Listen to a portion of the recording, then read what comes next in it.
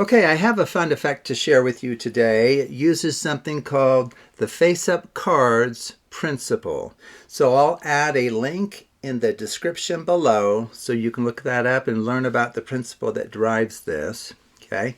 Now, as you can see, I have a good selection of cards of different values, suits, and colors.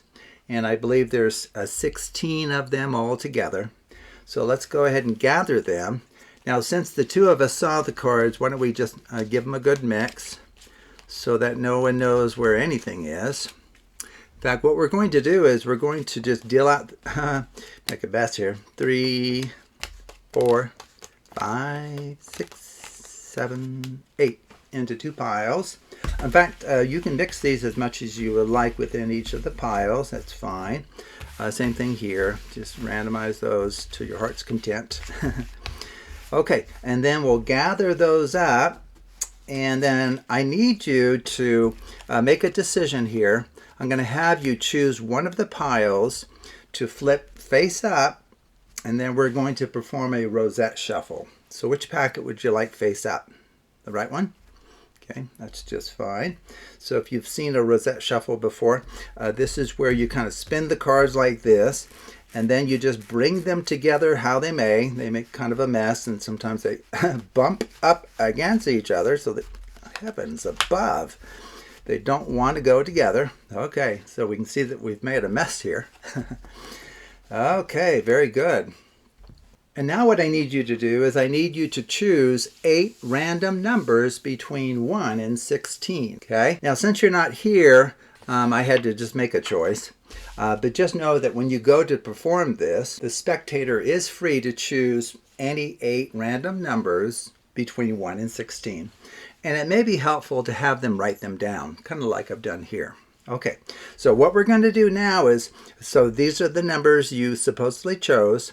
So for each of these values that you've chosen, we're going to set the corresponding card down, but we'll flip it as we do so. Okay, so why don't we set your cards on the right and the remaining cards on the left. Okay, so for example, you did not choose 1 or 2. So the first card and the second card would just go down as is. Third one goes down but flipped. 4, 5, now 6 we flip. 7 we flip. 8 we flip, right?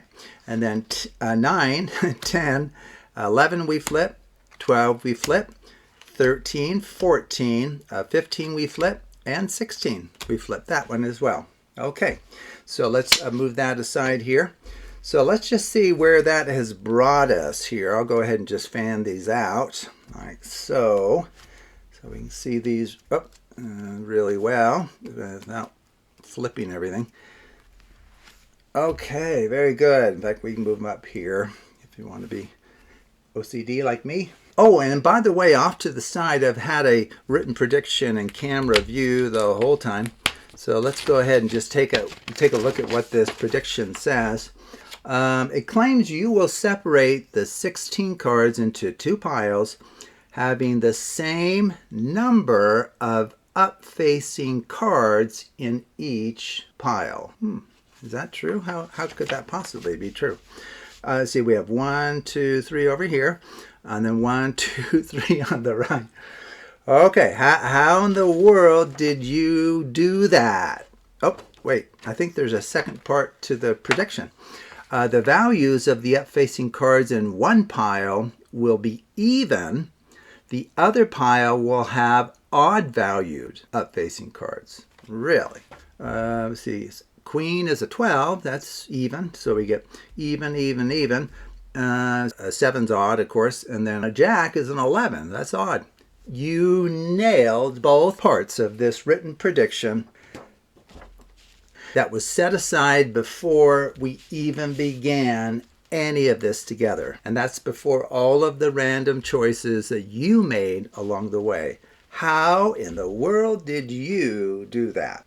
Well, I'll tell you part of the secret, and then I'll also point you to that video I mentioned about the face-up cards principle, because that will help with the true engine driving this. But the first secret is, and you can check this for yourself, if you go back to the original ordering of the cards. So just kind of look up what did I have for that original packet of 16 cards. How were they arranged? So what you'll find is I had them arranged alternating in parity. So I had like an odd value card followed by even, odd, even, odd, even, odd all the way through. Okay, so they alternated in card parity. Well, since that is a cyclic construction, it alternates, right? You can perform as many Charlier shuffles. In fact, I can have a link in the description below for that as well. Charlier shuffles, this one here.